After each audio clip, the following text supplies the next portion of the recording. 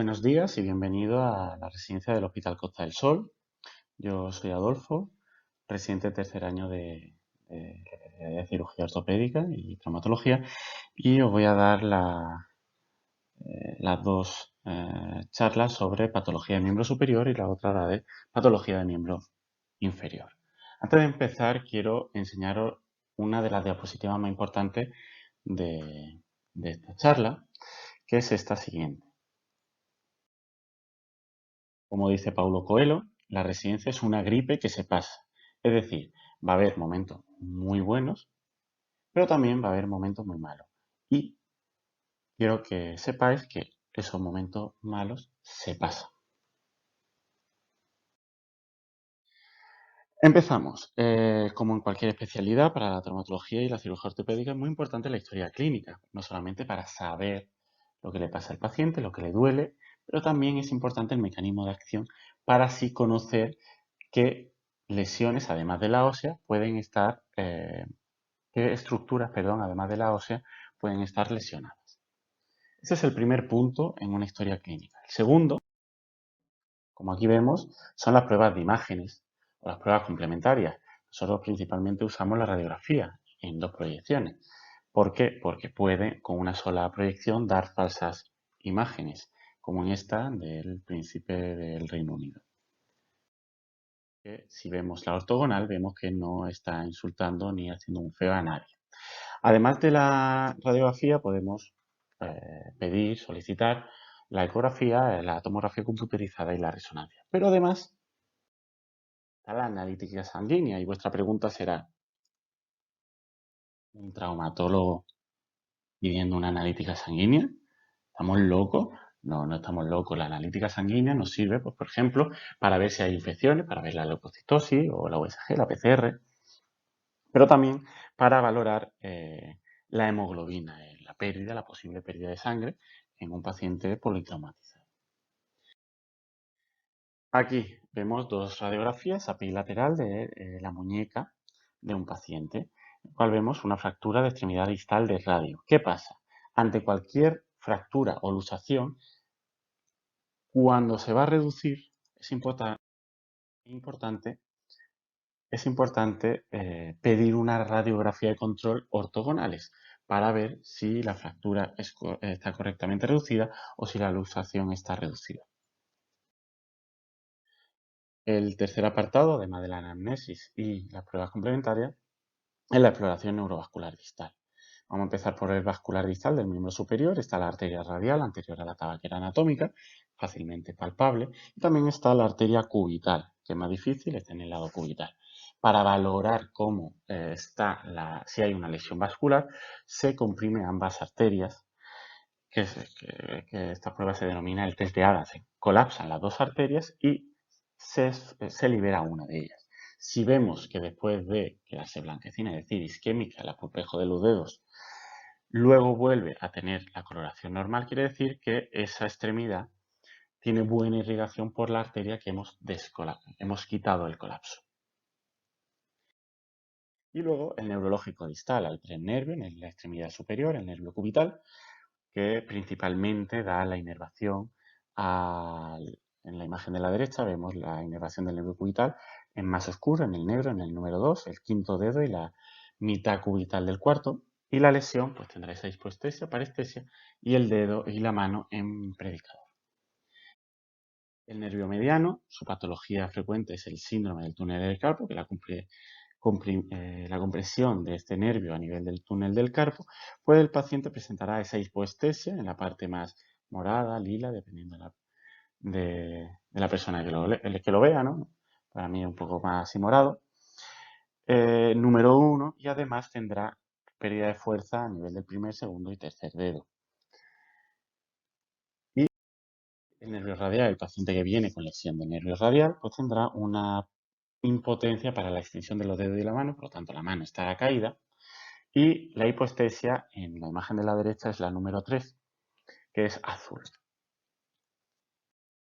Entonces, ya viendo un conjunto de cómo se explora y se examina a un paciente, pues valoraremos la patología no traumática y la traumática. Patología traumática, pues es importante la inspección, la palpación, vascular distal y neurológico distal, y en caso del hombro, el deltoide, y la radiografía diagnóstica lateral, pruebas complementarias. Cintura escapulohumeral. Primero un poquito de anatomía. Está la clavícula, que se une a la glena a la escápula, perdón, por varios ligamentos, que está el ligamento coraco-clavicular y coraco-acromial. Y luego está la clavícula con la coracoides, que son las coracoclaviculares. Y luego la escápula, gracias a la glena, articula con el húmero proximal. Por lo tanto, fractura de clavícula. Antes de empezar con la fractura de clavícula, quisiera deciros que cada vez que aparezca una estrella roja, quiere decir que nos tenéis que llamar, no solamente para ayudaros, os podéis ayudar en cualquier caso, en cualquier paciente que tengáis, pero sobre todo para que nosotros lo presentemos en la sesión clínica de todas las mañanas para valorar la decisión terapéutica si es quirúrgica o conservadora. Fractura de clavícula. El paciente acudirá con impotencia funcional porque se ha caído sobre el hombro y presentará una deformidad a nivel de la clavícula. Le pediremos una P y una lateral una P de clavícula y una lateral de hombro y vemos cómo está fracturada, así en el tercio medio, en el tercio distal, como vemos en las radiografías. El tratamiento, pues, es conservador en principio conservador, mediante cabestrillo. Luxación acromioclavicular. Como he dicho, cada vez que en la diapositiva haya una estrella roja, indica que nos tenéis que llamar para valorarla y, por lo tanto, presentar la sesión clínica para ver si es para tratamiento quirúrgico o conservador. La luxación acromioclavicular es cuando la clavícula, debido a su unión ligamentosa, se rompe y se separa de su articulación con el acromio por rotura de los ligamentos acromioclaviculares y de los ligamentos coracoclaviculares. Como vendrá, pues igual que antes, un traumatismo en el hombro y veremos esa deformidad, pero en este caso más distal en la clavícula, más o menos hay veces pacientes que tienen el signo de la tecla y otros que no. Y en la radiografía veremos, esa es la clavícula, cómo no está articulando o en menor medida con el acromio. Por lo tanto, el tratamiento es cabestrillo.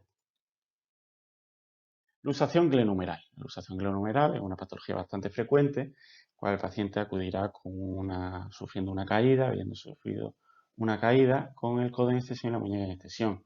Habrá que valorar la lesión asociada con el nervio circunflejo, que es valorar la sensibilidad a nivel del deltoide y la arteria axilar. Y para ello el diagnóstico se hace mediante una radiografía P de hombro y transtorácica, lateral transtorácica del hombro, que nos podrá descartar la fractura más frecuente asociada, que es la fractura del troquíter. Aquí vemos dos radiografías AP de hombro, donde vemos esa luxación glenumeral, y abajo a la derecha la exploración física característica del hombro en charretera de las luxaciones glenumerales. ¿Cómo se reduce? Nos llamáis. O para un médico de urgencia, muchos médicos de urgencia saben reducir este tipo de luxaciones. Normalmente la maniobra hipocrática es la tracción con ayuda de un acompañante traccionando en sentido opuesto, abduciendo completamente hasta 180 grados el hombro. La que yo empleo principalmente es esta, la maniobra de Kocher, que es una abducción del hombro a 90 grados y una flexión de codo a 90 grados, rotando externamente hasta que la mano esté posterior al plano frontal del paciente. Posteriormente realizaremos una rotación interna. Y el tratamiento es cabestrillo. Fractura de húmero proximal, como vemos en esta imagen, es frecuente por las caídas en los pacientes ancianos. Tendremos que solicitar la radiografía AP de hombro y lateral transtorácica de ese hombro y nos llamáis. ¿Por qué? Porque es posible que, dependiendo de la fractura, del trazo de fractura, del paciente y del traumatismo, solicitemos un TAC para valorar mejor y planificar preoperatoriamente el paciente por si hay que operarlo. El tratamiento es cabestrillo. Húmero diafisario. La fractura de húmero diafisario es muy importante valorar la exploración del nervio radial. ¿Por qué? Porque el nervio radial cruza el húmero a nivel de la diáfisis. Nos llamáis porque hay que hacer una reducción, como ahora veremos. Aquí vemos la AP y la lateral transtorácica, por lo tanto, todo lo que sea húmero y hombro, las radiografías son AP y lateral transtorácica. Se reduce la fractura y se coloca una doble férula. Primero una férula en U, como vemos ahí, hasta el cuello, y luego una férula braquial desde la metacarpofalángica hasta la extremidad proximal del húmero. El codo es la articulación entre el húmero, radio, extremidad proximal del radio y extremidad proximal del cúbito. Y es muy importante en las lesiones de codo valorar los tres nervios. ¿Por qué? Porque pasan los tres nervios por ahí, el nervio radial, el nervio cubital y el nervio mediano. La radiografía en este caso no son más que una P pura y una lateral pura de codo. ¿Qué quiere decir pura? Se tienen que pedir puras, porque si no, como hay posiblemente muchos fragmentos y luxación y fractura, pues tenemos que ver correctamente y puramente AP y lateral del codo. Lesiones, la que vamos a ver primero es la luxación de codo, luego la bursitis craneana y así rápidamente la epicondilitis y epicondilitis cuando hay una inflamación de las tendones proximales del músculo de epicondilio y epitrocleares. El tratamiento de analgesia oral. Luxación de codo, la luxación anterior de codo, que es la más frecuente, es cuando el paciente sufre un traumatismo con el codo y la muñeca en extensión. Veremos como el triángulo equilátero del nélatón estará alterado, no es equilátero. La lesión asociada suele ser la fractura de coronoide, la cabeza radial y del nervio cubital mediano y de la arteria radial. Hay que valorar, por lo tanto, esas lesiones, posibles lesiones asociadas. Como ahí vemos, una luxación anterior de codo con AP pura y lateral pura. La luxación de codo, ¿cómo se reduce? No, yo coloco al paciente en decúbito prono, en la mesa, en la camilla, y tracciono del antebrazo distalmente y superiormente, es decir, posteriormente en este caso, del brazo. Extiendo posteriormente el codo para luego flexionarlo y así se reduce. En ese momento hay que explorarlo. Si es estable, solicitamos colocamos una inmovilización braquial y, como hemos reducido, pues se realiza y se solicita una radiografía bilateral de codo. Si valoramos que hay un test varo o valgo positivo, está inestable, pues se reduce, se coloca dicha férula y se realiza un control apilateral de codo, además de un TAC para valorar una planificación preoperatoria para valorar los distintos fragmentos articulares y, por lo tanto, la cirugía.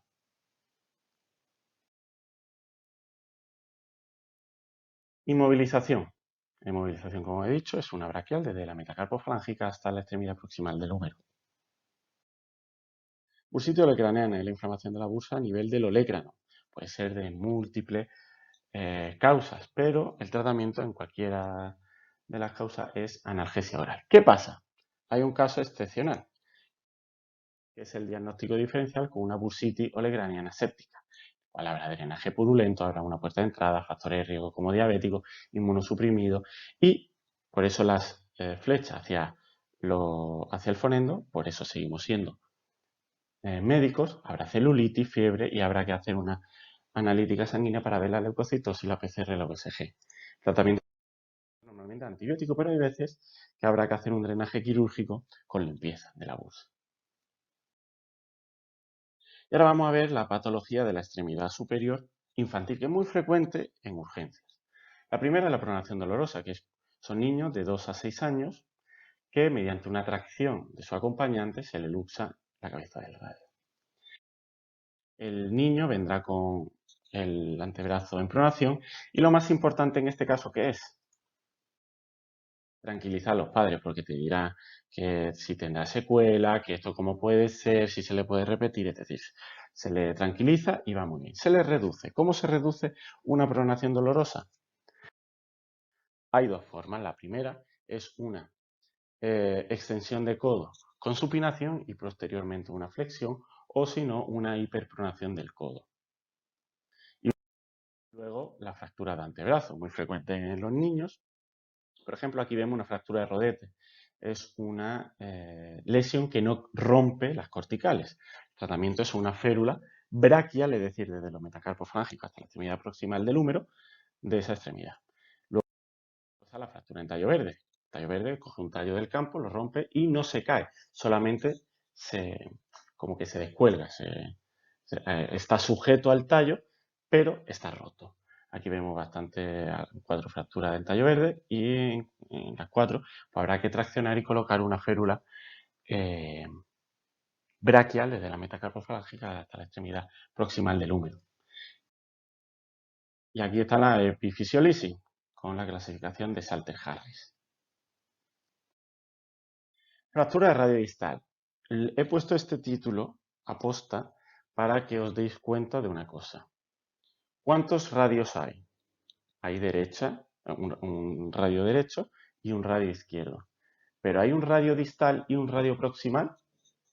No. Lo que hay es una extremidad distal de radio y una extremidad proximal de radio, ¿no? Ahí bien, ¿no? Entonces son fracturas de extremidad distal de radio. Es un cajón desastre donde hay distintos nombres. El más característico es el coles, pero no toda la fractura de extremidad distal de radio es coles, dependiendo de cómo se encuentra el fragmento distal.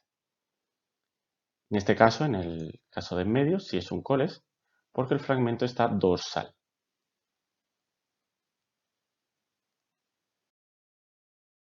¿Cómo sufrirán, cómo vienen? Pues habrán sufrido una caída con hiperextensión del codo y de la muñeca, y por lo tanto tendremos que ver la radiografía bilateral pura de la muñeca.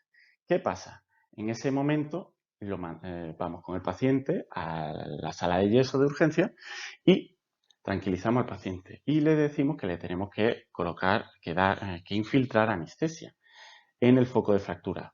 Palpamos donde está el escalón articular y en ese momento, en ese punto, inyectamos la mepivacaína, siempre que no sea alérgico, ¿no?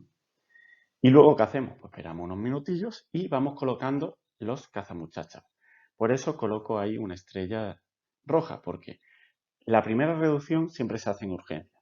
Y si son necesarias más reducciones, las hacemos nosotros. La primera, pues podéis solicitar nuestra ayuda o ayuda de un médico de urgencia. ¿Qué son los cazamuchachas?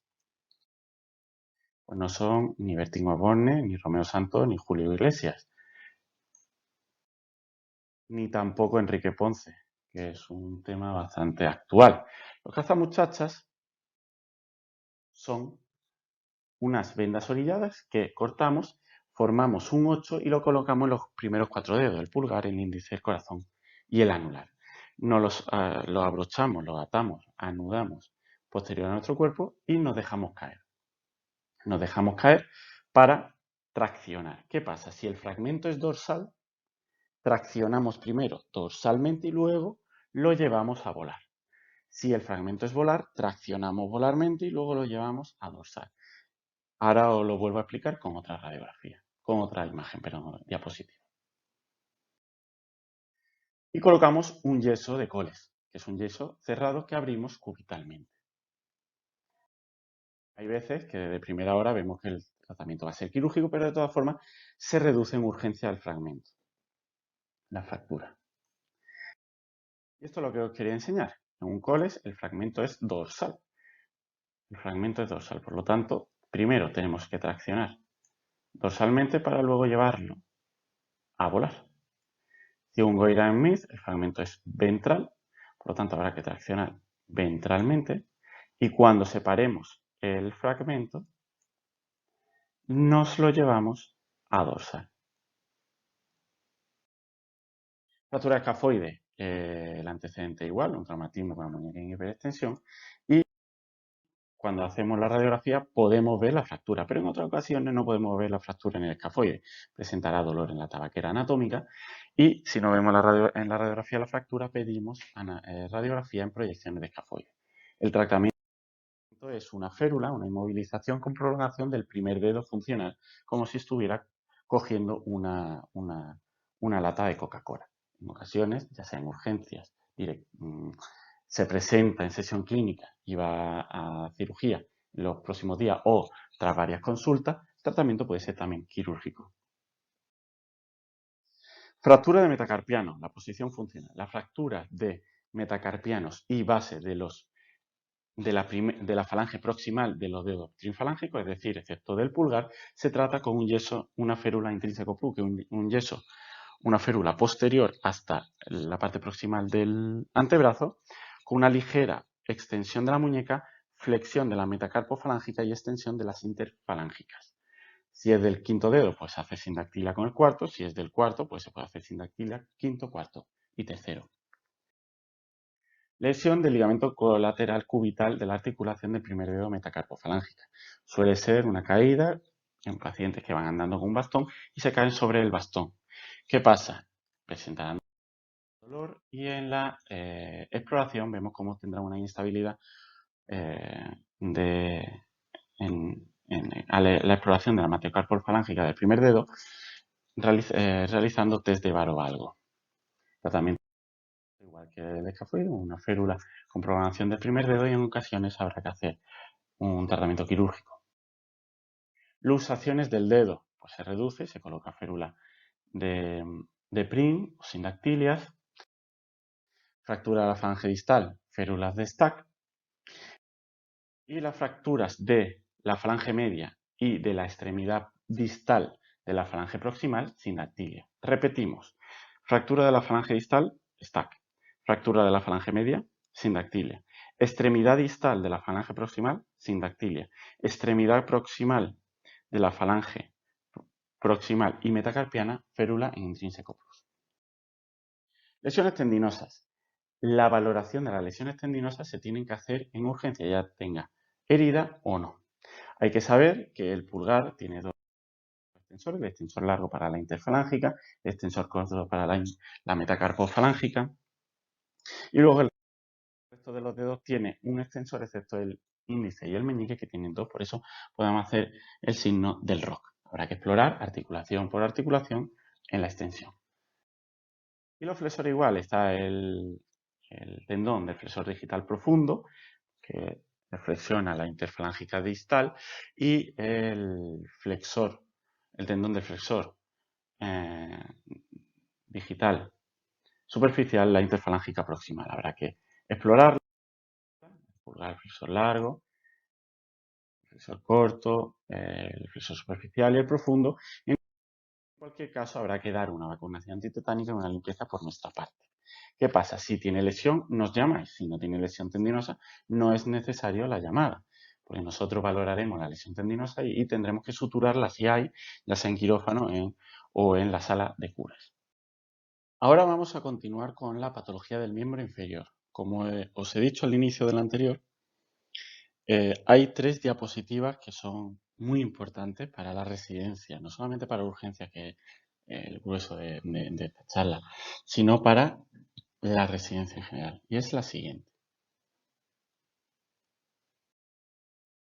Ahora habla Eduard Punset, que dice que la residencia es como el COVID. Se pasa, ¿vale? Muy importante. Y la tercera diapositiva más importante es la del final. Como he dicho anteriormente, muy importante la historia clínica. Aquí vemos la importancia también de la exploración, donde vemos, pues bueno, que el pie no está muy recto. Por tanto, ya sospechamos que hay una fractura luxación de ese tobillo. Y luego las pruebas complementarias. Y obviamente, si se reduce algo, si es luxación fractura, su controlillo. Aquí la exploración neurovascular va a ser diferente. No solamente hay 2 arterias, como en la extremidad superior, sino que hay 4 pulsos que se pueden palpar.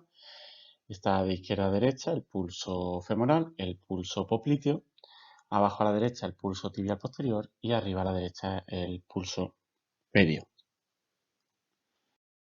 Y luego neurológico. El neurológico distal en la extremidad inferior es muy difícil, no solamente por la cantidad de nervios, sino porque los dermatomos son complejos, y además es posible que la exploración neurológica de la extremidad inferior pueda tener, sea como la alteración, perdón, de la exploración neurológica distal, pueda tener como origen alguna patología de la extremidad inferior, pero también se puede confundir con patología de la columna lumbosacra. Anatomía y fractura de la cadera. Vamos a empezar por la anatomía. La cadera es una articulación entre la extremidad proximal del fémur, la cabeza del fémur, y el acetábulo o cotilo de la pelvis. Y lo que vamos a hablar en esta charla no es la pelvis, que para eso vais a tener otra charla, sino de la extremidad proximal del fémur.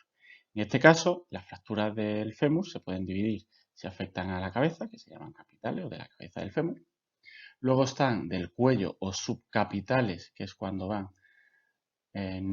afectan a la parte del cuello del fémur. Luego se afecta al macizo trocantérico entre el trocánter mayor y menor, se llaman fracturas pertrocantérias. Y por debajo de estas son las subtrocantérias. La fractura de cadera, típica de pacientes de edad avanzada, pero también pueden ser en pacientes jóvenes con alta energía, un accidente de tráfico. Lo más importante, como he dicho, una historia clínica, una exploración donde el paciente tendrá impotencia funcional para la flexión de esa cadera, neurológico y vascular distal. También valoraremos, dependiendo del tipo de fractura, que puede tener el miembro inferior afectado acortado, rotado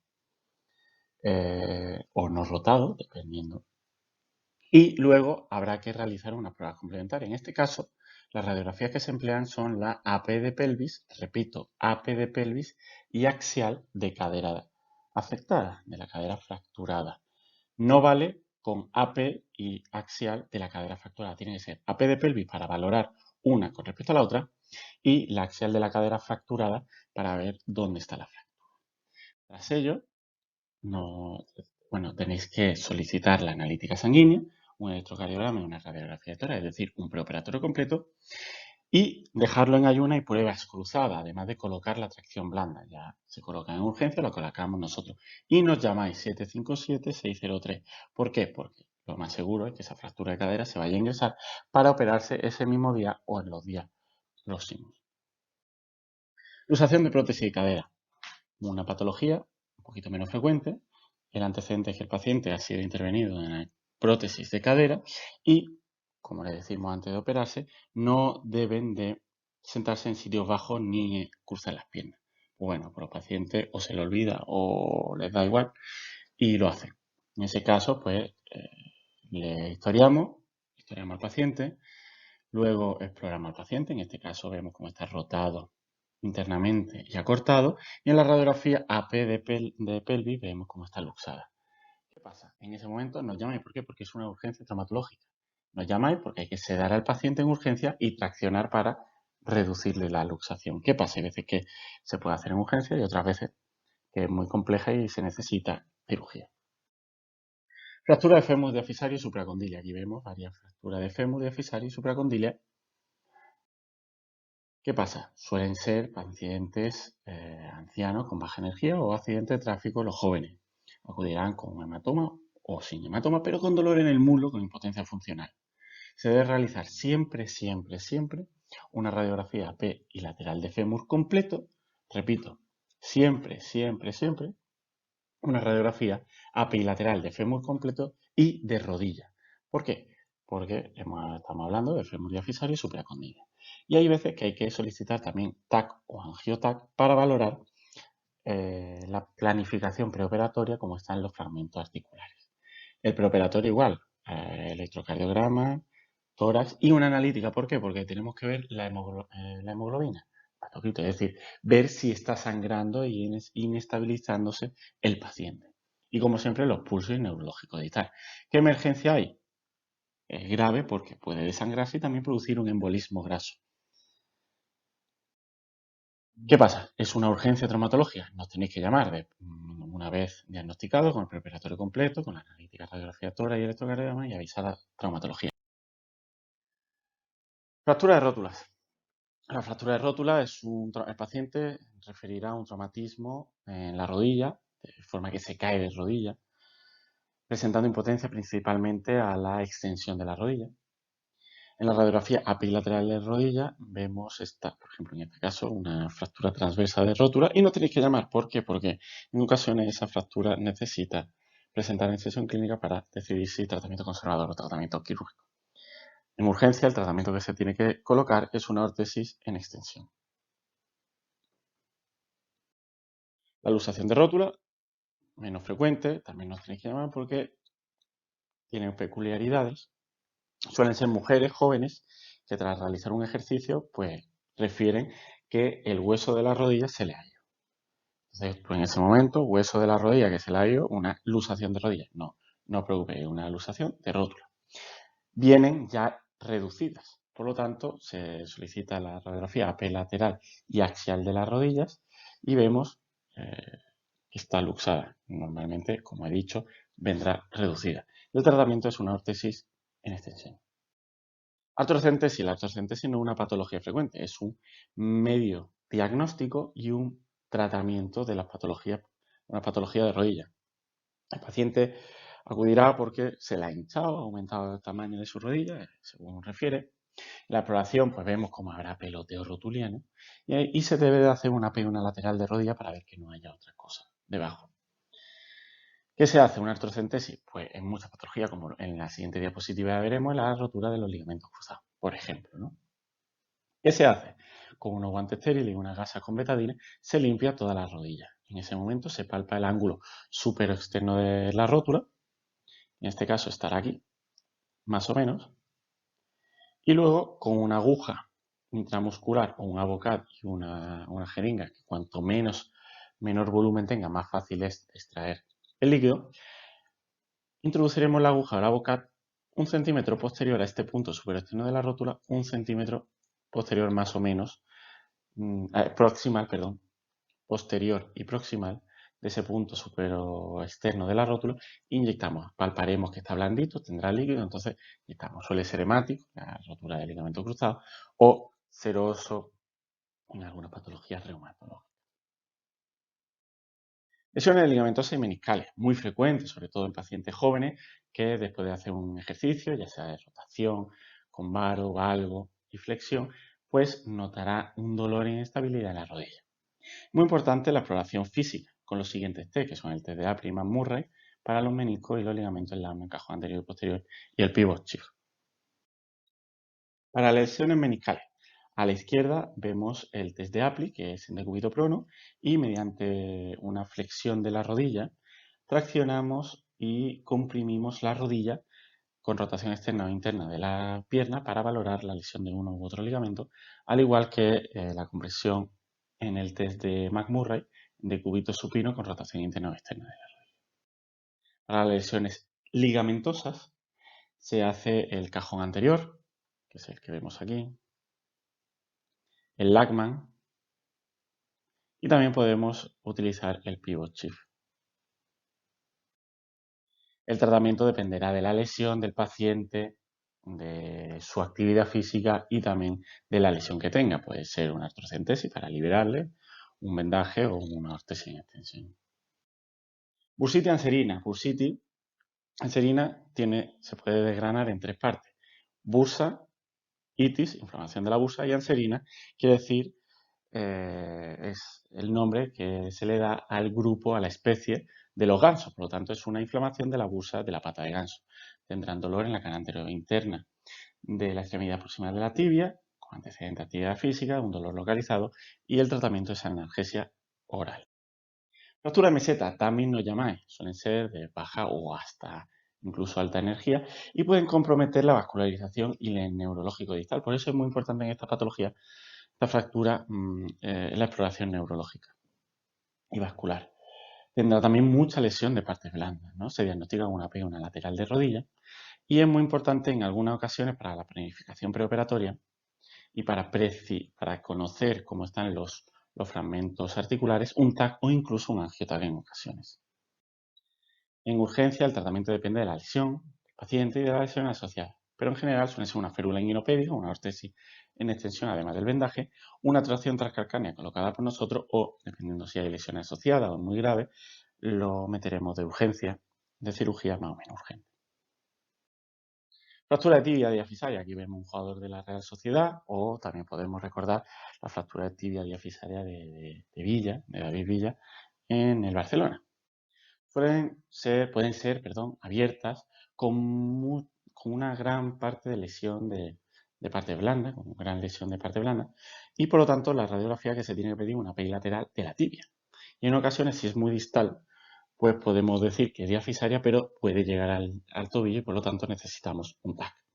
Si es abierta, como cualquier fractura abierta, y os lo pongo aquí, necesita un lavado, que lo haremos nosotros cuando nos llaméis, y una antibioterapia con cefazolina y gentamicina más o menos penicilina, dependiendo de la suciedad que tenga la herida. Si no es alérgico tampoco, ¿no? Y luego la vacuna antitetánica. ¿Qué hacemos en este caso? Lo que se hace es traccionar para reducir la fractura, se coloca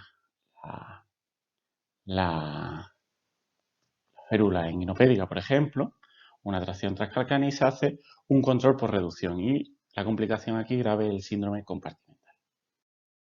El tratamiento, pues ya lo he dicho, férula inguinopédica, tracción transcalcánea, que tendrá que ser colocada por el residente de traumatología o por el equipo de traumatología, y en algunas ocasiones necesita cirugía urgente.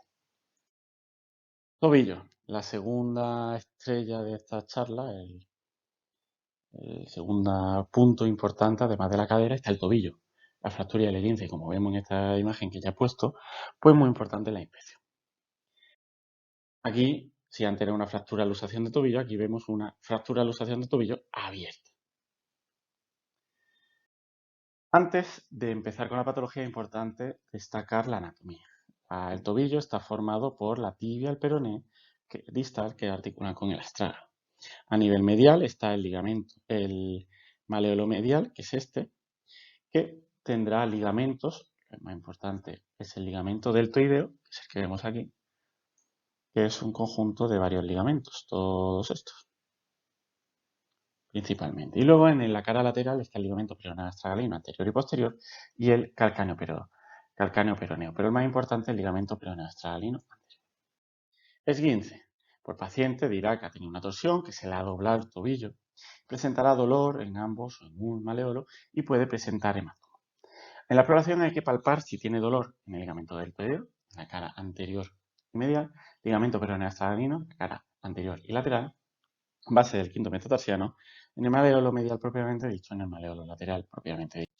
Solicitaremos una API lateral pura del tobillo, donde no veremos ni avulsión ni fractura, como vemos en esta radiografía, por lo tanto, se diagnostica de esguince de tobillo. El tratamiento es RICE, REST, que es descarga, o en algunos pacientes una carga parcial progresiva, dependiendo de la lesión, I de hielo, ice, frío local seco, C de compresión, férula si está muy tumefacto, mucho dolor, y E de elevación de la pierna cuando está en su casa, además de la fisioterapia que también es. Luego la fractura es lo mismo que antes, pero en la radiografía vemos fractura o avulsión. Tenemos que ver también una luxación, podemos ver si ha habido luxación. En ocasiones, tras la reducción de la fractura, es necesario un TAC pues, para ver esa planificación preoperatoria. Y muy importante, cuando hay una fractura del maleolo medial hay que hacer una radiografía apilateral de la rodilla, porque es posible que el trazo de fractura, como dije al principio de la charla, vaya por toda la membrana interosa, rompiendo la sindémosis y llegue hasta la cabeza del peroné. Tratamiento, una férula suropédica en varo y ligeramente en equilo, con control por reducción, y hay veces que habrá que ingresar por el control de las partes blandas y posiblemente la cirugía. Nos tenéis que llamar porque la mayoría de las fracturas de tobillo, pues, como sabemos, se tiene un tratamiento quirúrgico. Rotura del tendón de Aquiles. Otro clásico, no frecuente, pero también característico. Suelen ser pacientes de edad media, no con yelmo, sino por la edad de 30, 40, 50 años, que nunca han hecho en su vida deporte, pero que la da por el pádel. Entonces, pues con una arrancada del pádel o una arrancada en otro tipo de deporte, notan un chasquido y notan como si alguien le hubiera lanzado un hacha. Se dan la vuelta y ve que nadie, no hay ningún indio detrás, nadie le lanza un hacha y nadie está cerca pues para haber hecho ese ruido de chasquido. Entonces la exploración, ¿cómo lo haremos? Vemos como el paciente tiene impotencia para la flexión plantar del pie, tendrá un hematoma, tendrá un hachazo, una pérdida de esa tensión del tendón de Aquiles y el test de Thompson, que no es más que estrujar el tríceps oral. En el sano veremos cómo habrá flexión de cúbito prono, flexión plantar y si está roto en el miembro roto, en el tendón de Aquiles de la extremidad rota, vemos cómo ese test de Thompson es positivo porque cuando estrujamos comprimimos el tríceps oral, no se produce la flexión plantar del pie. El tratamiento suele ser cirugía, pero hay pacientes que no quieren la cirugía o que llevan más tiempo y no se han dado cuenta, por lo tanto el tratamiento es ortopédico. Fractura y luxación en el tarso. El paciente acudirá con traumatismo en el pie tras caída o porque le ha pisado un vehículo, por ejemplo, el último que yo vi. Un vehículo agrícola presentará gran dolor, impotencia funcional, con un hematoma en el dorso en la planta del pie. La radiografía que solicitamos suele ser la AP, la lateral y la oblicua. Y en ese caso, pues vemos si hay fractura y o luxación. Por ejemplo, aquí os dejo 5 segundillos para ver dónde está la fractura. Aquí en la AP se ve dónde está la fractura. Vemos una fractura del escafoide tarsiano. ¿Vale? Entonces el tratamiento en este caso es una férula suropédica. ¿Vale? Pero hay veces que el traumatismo es mayor. Hay veces que, repito, hay veces que el traumatismo es mayor y vemos como aquí se ve algo raro. En la AP y en la oblicua también se ve algo raro. Vemos como esto está un poquito diastasado y las 4 bases se han ido, es decir, se han luxado lateralmente. En ese caso, pues solicitamos un TAC, que es el que vemos aquí, y vemos una fractura de luxación del isfrán, es decir, se ha roto el ligamento del isfrán y se ha luxado tarsiana media tarsiana, ¿no? En ese caso, el tratamiento es quirúrgico urgente. Y luego la fractura de falange. La fractura de falange se tratan con sindactilia, la de los metatarsianos, con una férula pseudopédica con posterior control. Repito, muy importante el control post-reducción o post-colocación de férula. Tendrá dolor, impotencia funcional con hematoma y la radiografía igual, AP lateral y oblicua. Aquí vemos fractura de la base del primer, segundo y quinto metatarsiano con fractura del tercer, de la extremidad distal del tercer, cuarto metatarsiano y de la falange distal del primer dedo. Y ya está, como he dicho, lo más importante es que nos tenemos nosotros, nos tenemos que ayudar. Aquí estamos para ayudar también y para aprender.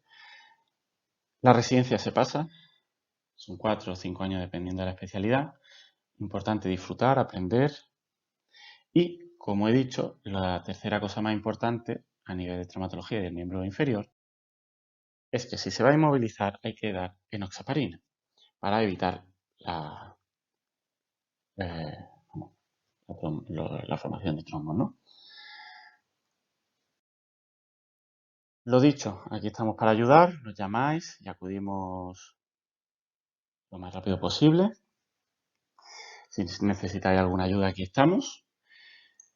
Este es el equipo de residentes de traumatología del Hospital Costa del Sol. Somos buenos, no mordemos y muchas gracias.